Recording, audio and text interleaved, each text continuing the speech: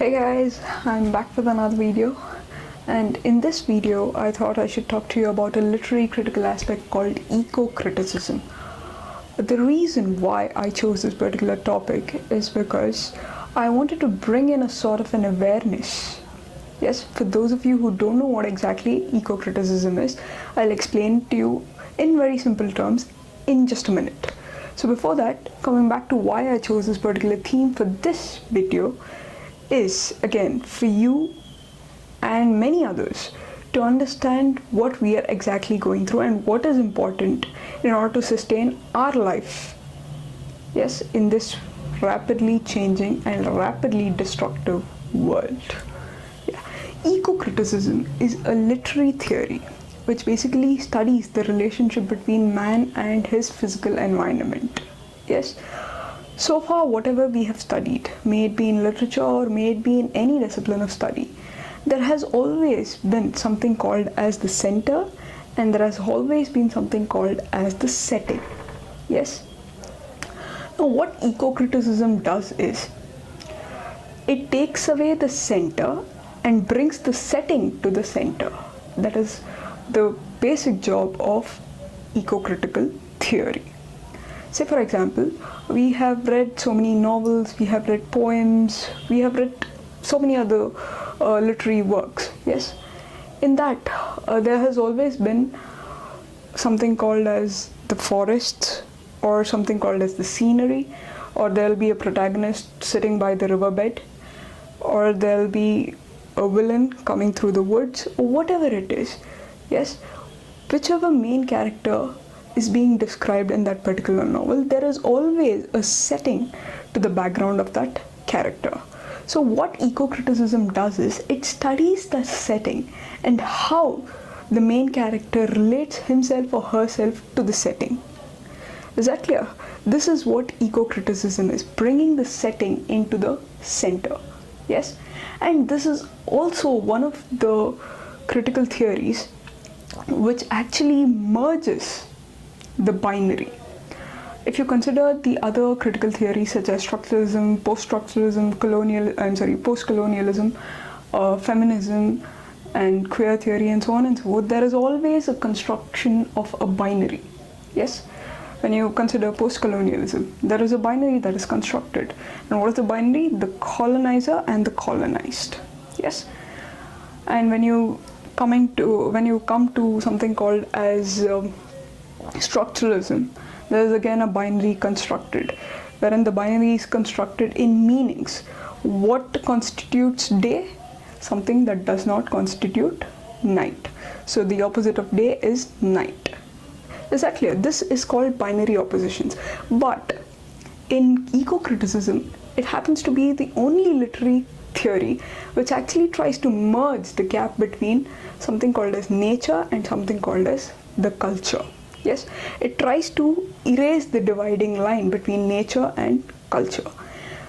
Coming back to the reason why I want you to know more about eco-criticism is, it gives us an idea.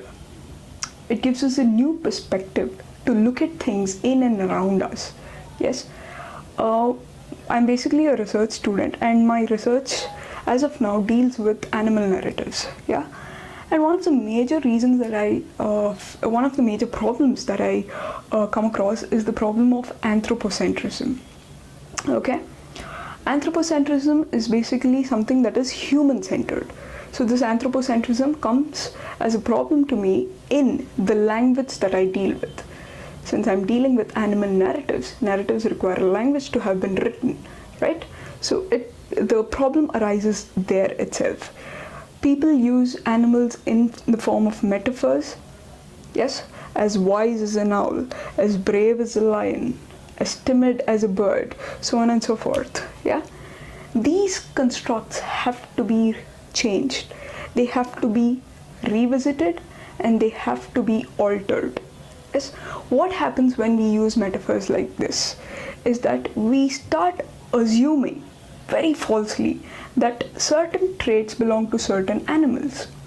We see certain animals as predators, yes, and and that is the primary reason why we want to get rid of the predators. But trust me, there's no dangerous predator than you and I. That is man, that is human. Yeah. Now coming back to this theory, ecocriticism, it is good to know about, it is good to learn about this theory in detail, in depth, I mean, so that you can start reframing your perceptions when you look at nature.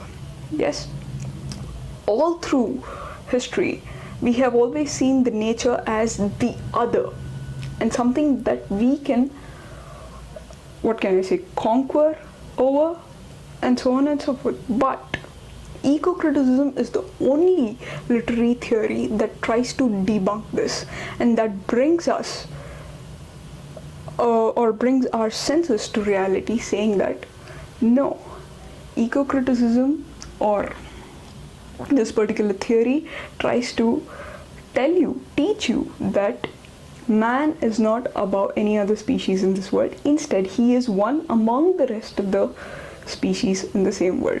So if there is an imbalance that happens, it will inevitably affect us. Maybe not today, maybe not tomorrow, but within a few years or few thousand years, we will definitely be the victims of this. Yes.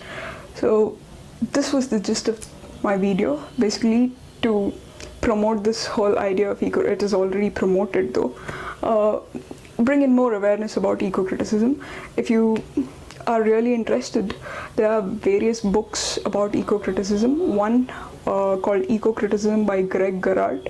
So you can go ahead, purchase that book, read up. It's interesting, and you'll start having better perceptions, and you'll start looking at nature in a better manner, which will inevitably help in constructing new meanings to the way we look at nature.